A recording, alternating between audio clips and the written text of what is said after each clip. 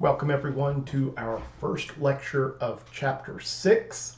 Here we will be moving away from the skin, the integumentary system that we just wrapped up, and now we're moving to our second system, the skeletal system. And the skeletal system is one that most of us are pretty familiar with. We think about the skeleton, we think about bones, but we're going to see in this chapter that there's a little bit more to it than just bones. And we will see that bones do a lot more than just kind of give the framework of our body. So this can be a pretty interesting chapter, and it will be important for a lot of us, especially if you're going into something like imaging, like sonography or radiography, something like that. So, as always, let's begin with our not really attendance questions. First, what is a fibroblast? And next, what does the root word chondra mean? Go ahead and pause the video, try to answer those. And let's see if we got those correct. First, fibroblast. Well, let's break that word down, because remember, if we break words down into root words, even if we're not familiar with the word, we can kind of feel our way through it enough to figure out what it probably means. So if we break this down into root words, we have fiber or fibro and blast. So when we see blast at the end of a word, that means to build or to form or to give birth to. And whatever it is that it's making is usually found at the beginning of the word. So fibra or fibro kind of sounds like fiber. So fibroblasts are cells that build or make fibers. We saw them quite a bit back in chapter 4 when we were looking at the body tissues. Next, what does the root word chondra mean?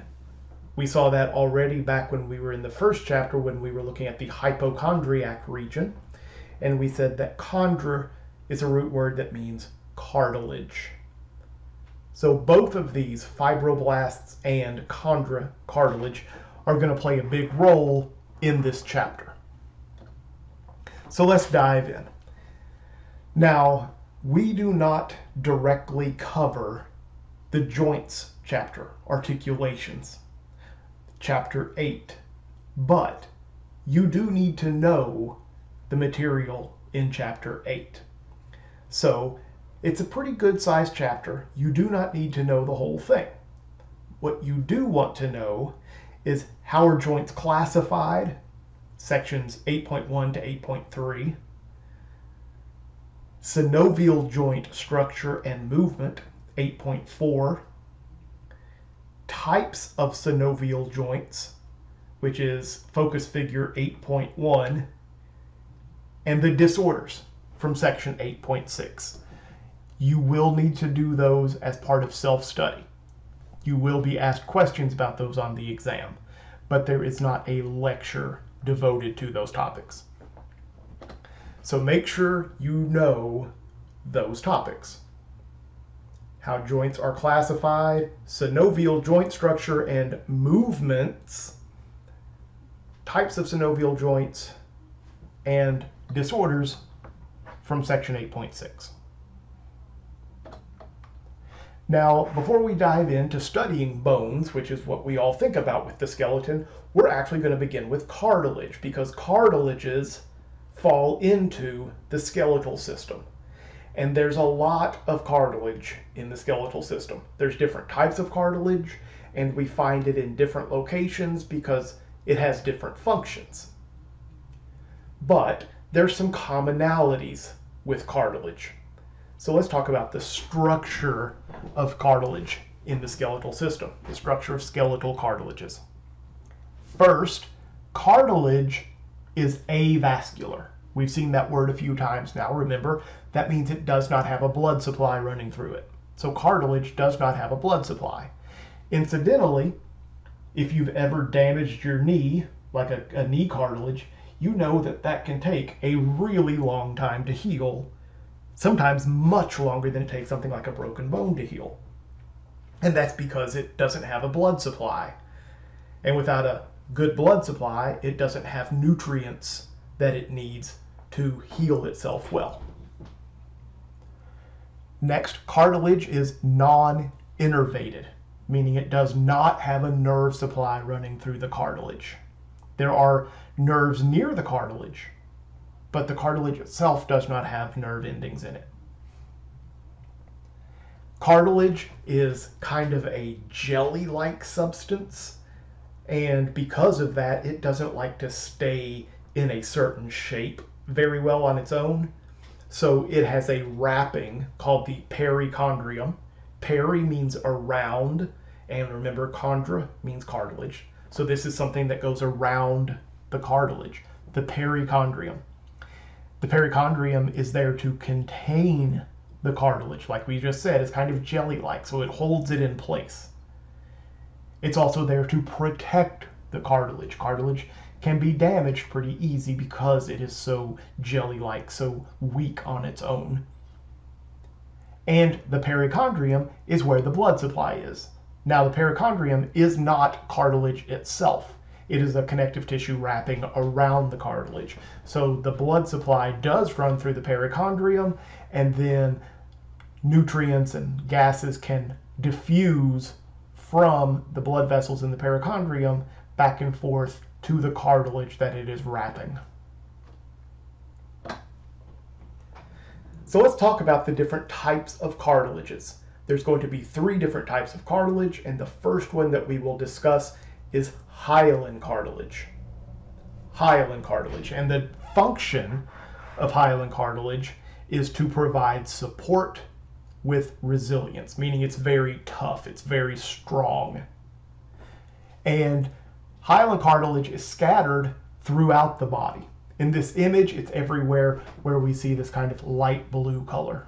It's scattered around the body, and based on where it is, we give it a different name. But it's all hyaline cartilage, the ones that we're going to talk about on this slide.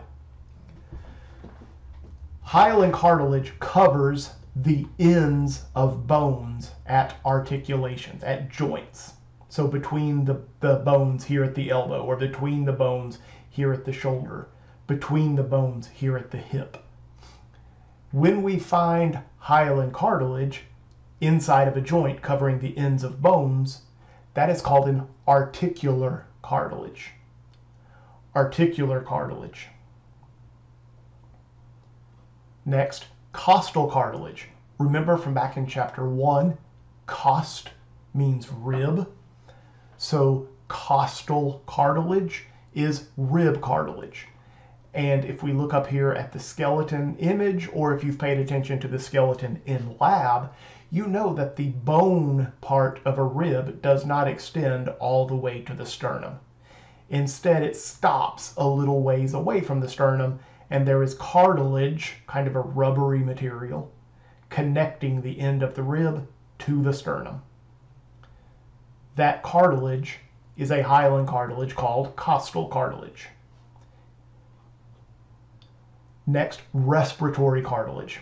If you go down your windpipe, so down into your larynx and trachea and your bronchi tree, well, that tree is surrounded by hyaline cartilage called respiratory cartilages. The Adam's apple, the larynx, the voice box. Well, the larynx is pretty stiff. If you feel the front of your throat and you feel that kind of prominent area, the Adam's apple, the larynx, that is cartilage. Going down into your throat, going down even into your chest, there is your trachea, your windpipe, and the trachea has these C-shaped rings that give it structure, that keep it open, and those are hyaline cartilage rings. The deeper we go, those rings begin to become plates, but all of that is cartilage. It's a type of hyaline cartilage that we call respiratory cartilage. And the last type of hyaline cartilage is nasal cartilage, and it's exactly where we think that it would be with a name like that. It's the tip of our nose. The upper part of the bridge of your nose, right between your eyes, that is bone. Remember from lab, that's the nasal bone. But a little ways forward, you will feel that it becomes kind of rubbery. It's flexible. Well, the inflexible part is that nasal bone. But down where it becomes flexible, that is cartilage. That's the nasal cartilage. And again, articular cartilage, costal cartilage, respiratory cartilage, and nasal cartilage, they're named based on their location, but they are all hyaline cartilage. That's the type of cartilage that they are.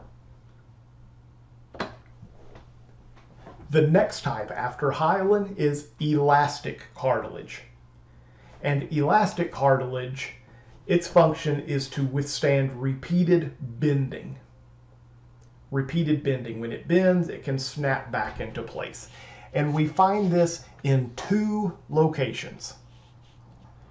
We find it in the external ear, so not the bottom part of the earlobe that's very soft, but the upper part of the earlobe called the pinna. That is elastic cartilage. You know that it's very stiff. If you bend it down and let go, it snaps back. So the external ear, the upper part, the pinna, is elastic cartilage. And the other location is also found in the throat. It's called the epiglottis. So just above the larynx, kind of hidden inside, behind the larynx, there's a little flap that when you swallow, it folds back and covers the entrance into the larynx and trachea. It prevents food or drink from going into your respiratory passage. The epiglottis. When it closes, the only path down your throat is into your esophagus, which is where we want food and drink to go because that carries food and drink to your stomach. But right at the top of your respiratory tree is the epiglottis, and it is elastic cartilage. The third type, so now we've talked about hyaline cartilage and elastic cartilage. The third type is fibrocartilage. Fibrocartilage we find in places that are subject to compression and stretch, because when fibrocartilage is compressed or stretched, it will fold back or snap back into its original position, its original shape. We find this in a few places. First, in your knees. These little red lines down here in the knees, these are called the menisci. One of them is a meniscus.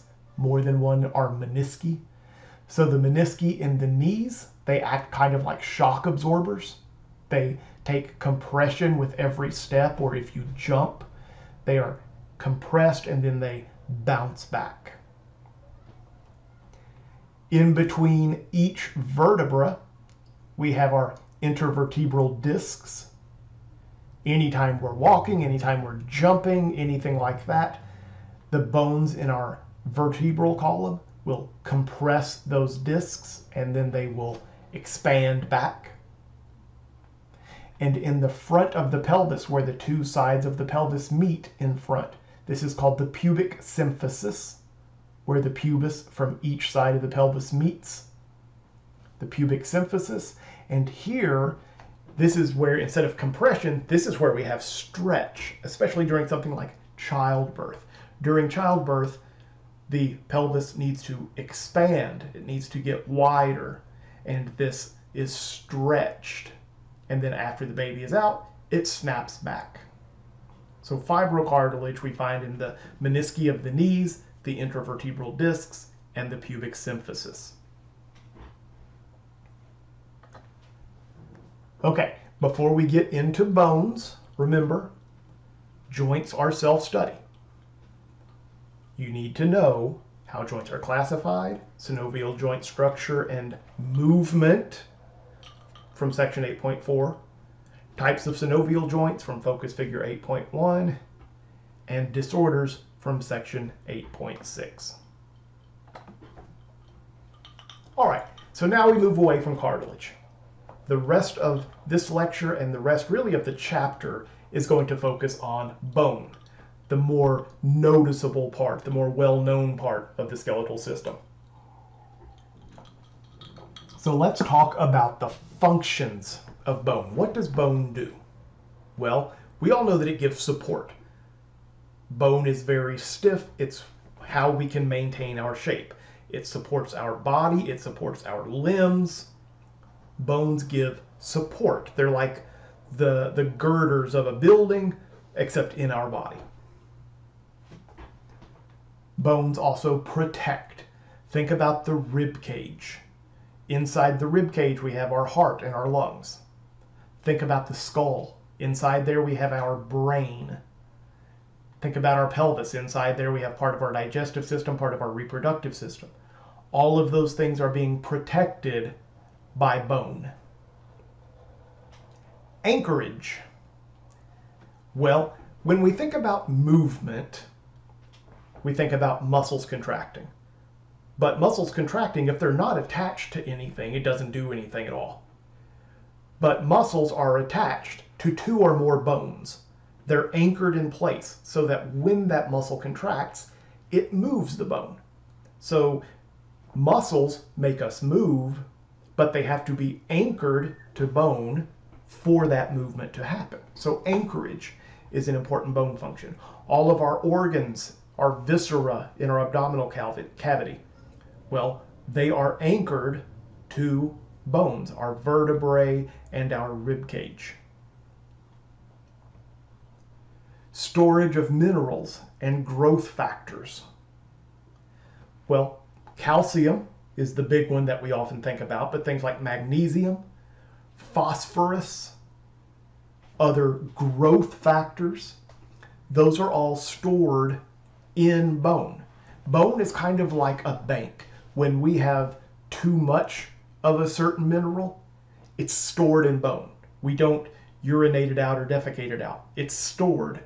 And then later, if we need some certain minerals, but we haven't gotten enough in our diet, we can break bone down a little bit and pull that out. So it's kind of like a bank where you make deposits and withdrawals, except our bones were depositing and withdrawing minerals. Next, hematopoiesis.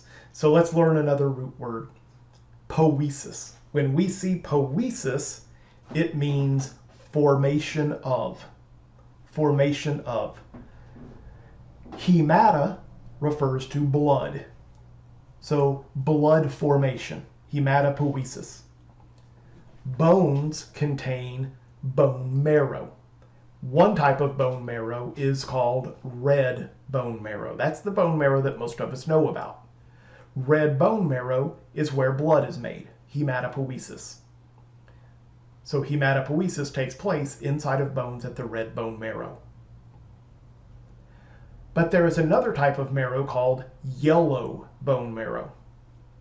Yellow marrow is just fat. Fat storage takes place in bones.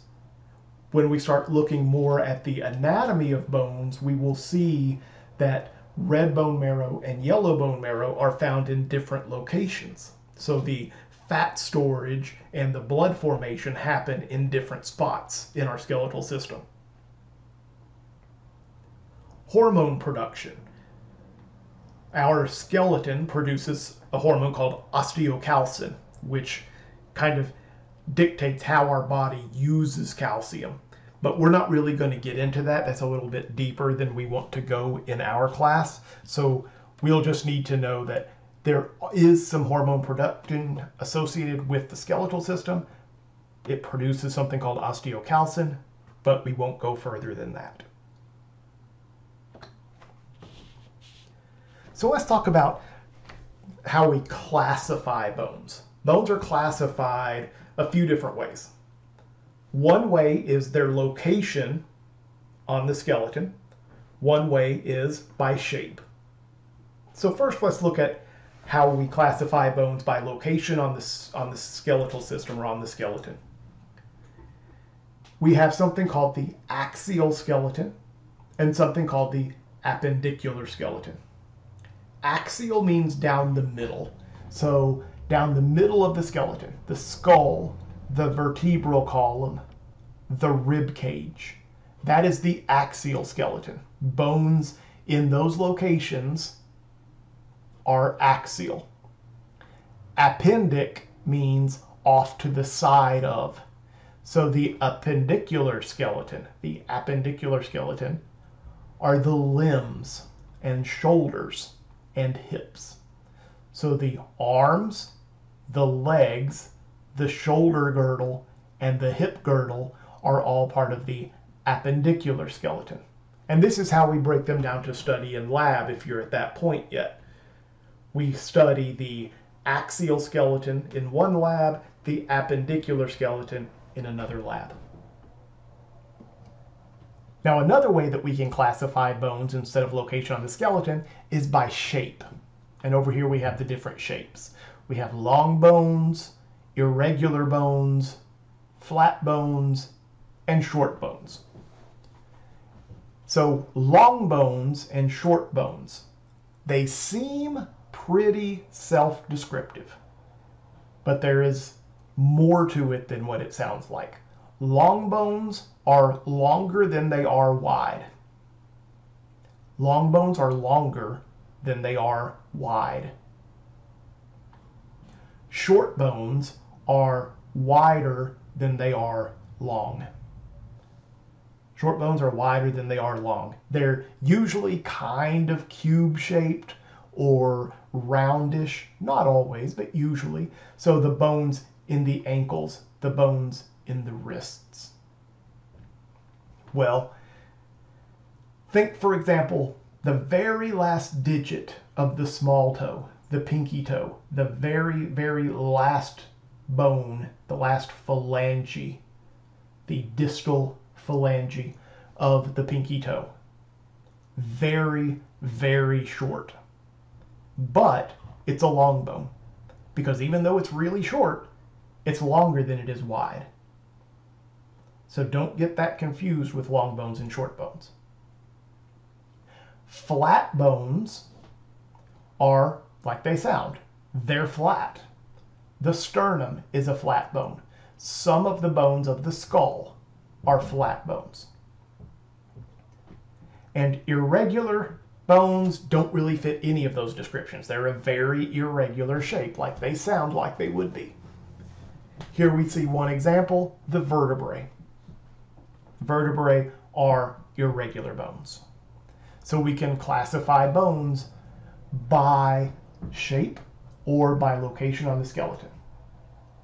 Now let's look at one special bone. Here we have the patella, the kneecap.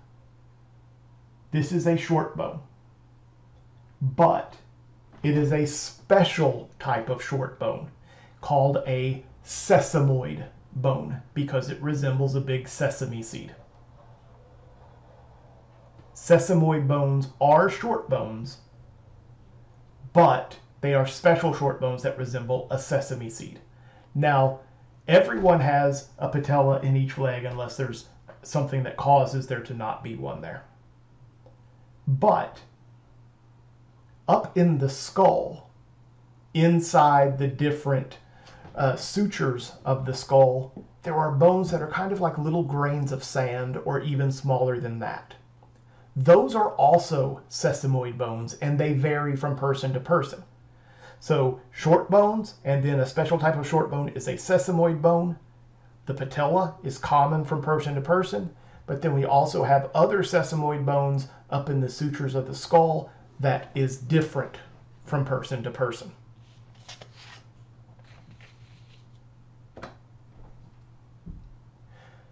Now let's look at some smaller structures, still big enough to be seen with the naked eye. We're going to talk about the gross anatomy of bone. Now, when we talk about bone, if we look at the internals of a bone, we will notice that different regions will look really different. For example, if we look at this image here, which is, you can see from the top part of the skull, this is part of the parietal bone in the skull. If we look here on the edge and up here at this other edge, it looks really different from everything going on here in the middle. So we can see right away that there's two different features or two different styles that bone can come in.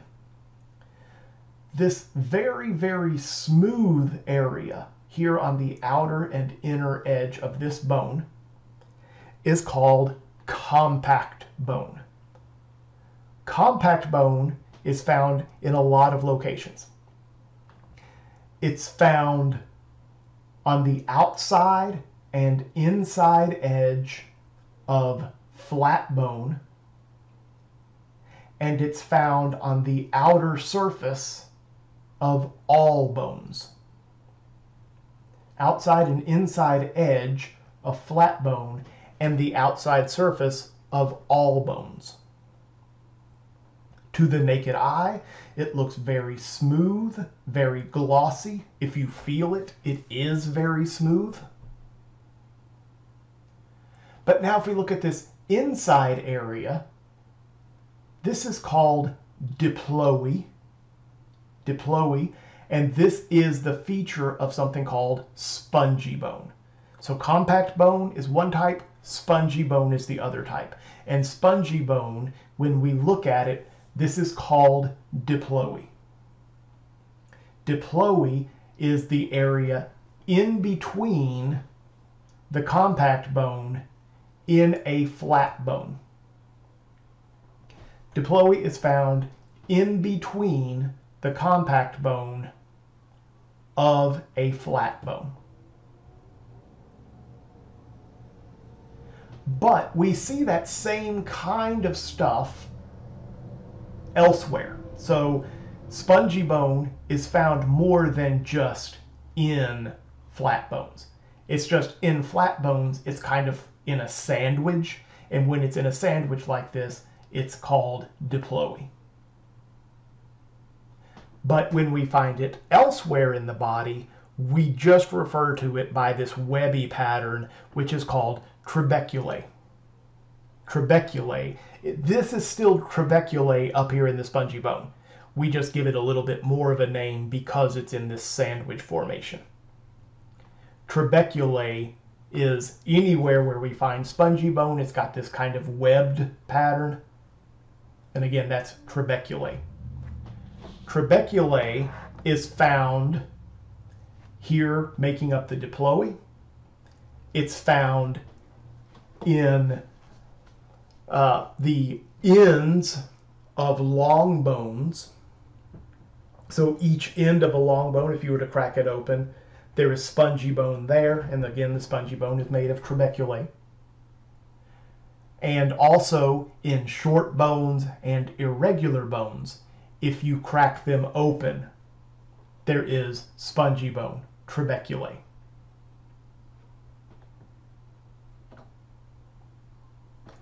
So here is a long bone that's been cut open. Here we can see kind of what we were just talking about on this previous slide.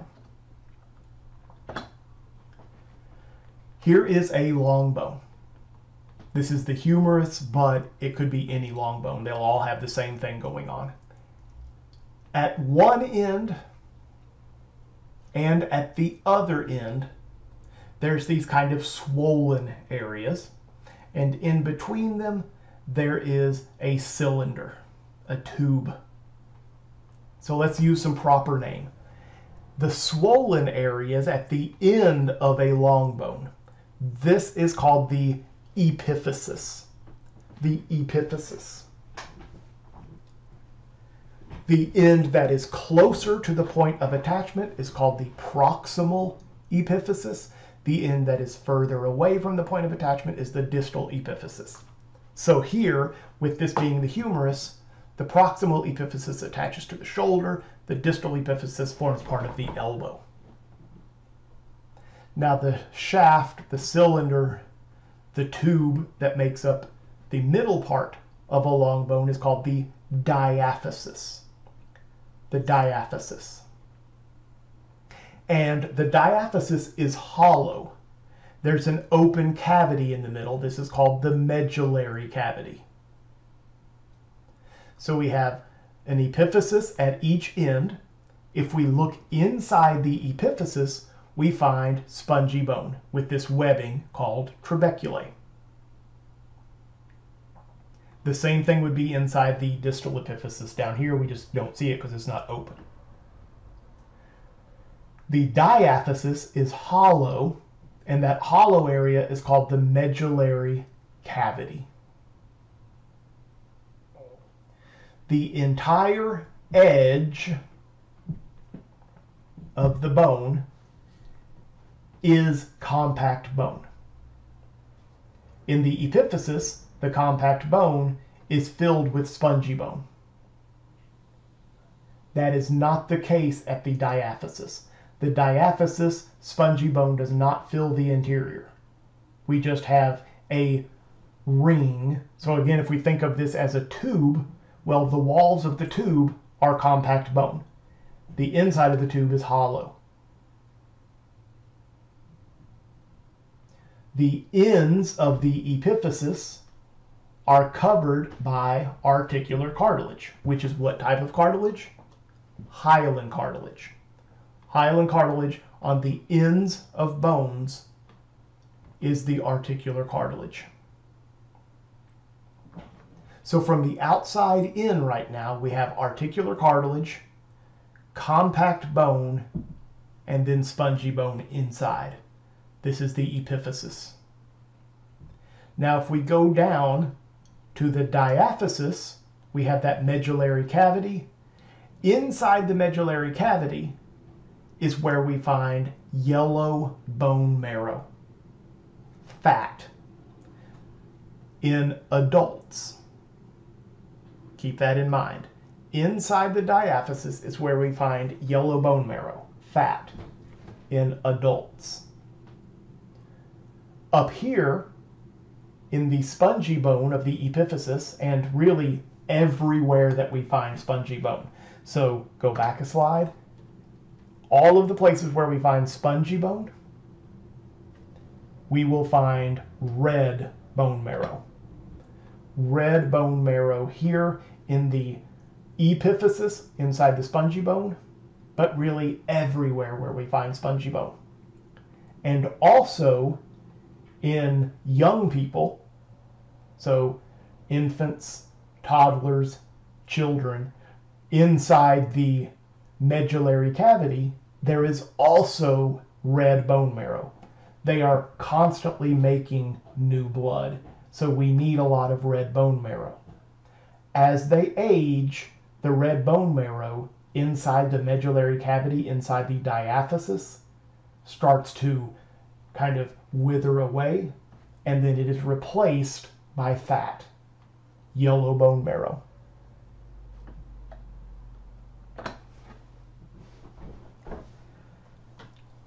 Bones are covered with membranes. If we were to take the bone out of a cadaver, it would look like the skeletons that we have in lab. But there is a membrane covering the surface of that bone called the periosteum. Peri means around. Oste or osteo means bone. So this is a membrane that goes around the bone.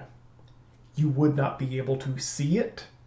It might look a little glossy, kind of like what we see down here at the bottom down here. It looks a little glossy, but you wouldn't be able to see it, and you would not be able to peel it like we see over here.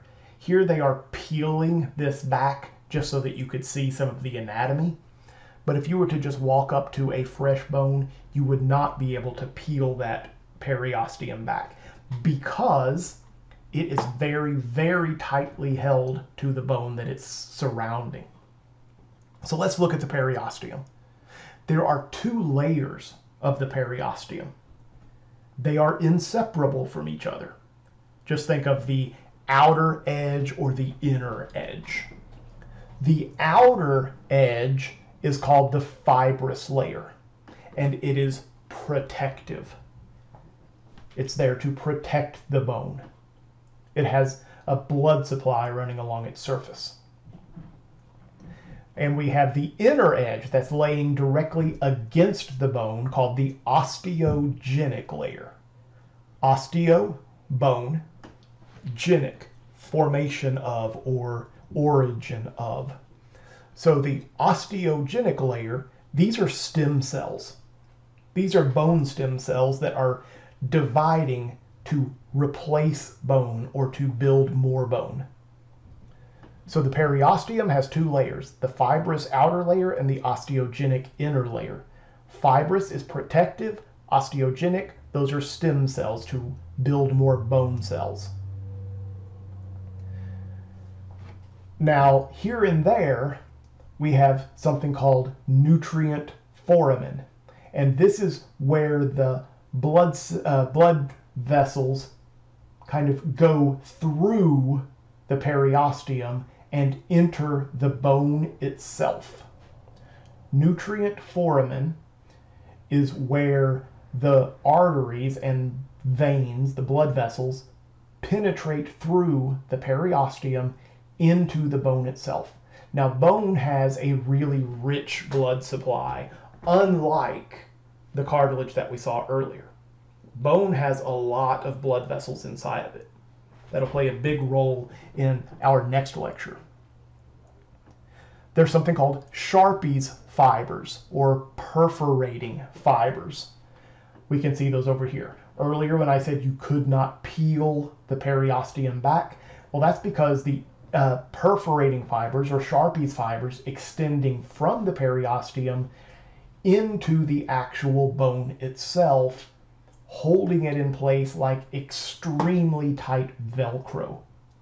They're pulling it back here just to show you how that would look, but that is not something that could happen because those perforating fibers, those Sharpey's fibers, are so strong, they hold that periosteum in place. Now, if we look inside a bone, there is an internal membrane also. We don't see it here in this image.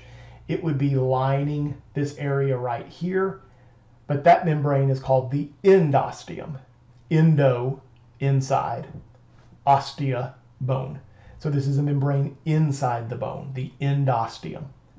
It's very similar to the periosteum, but it only has one layer. It does not have the fibrous protective layer. It only has the osteogenic layer.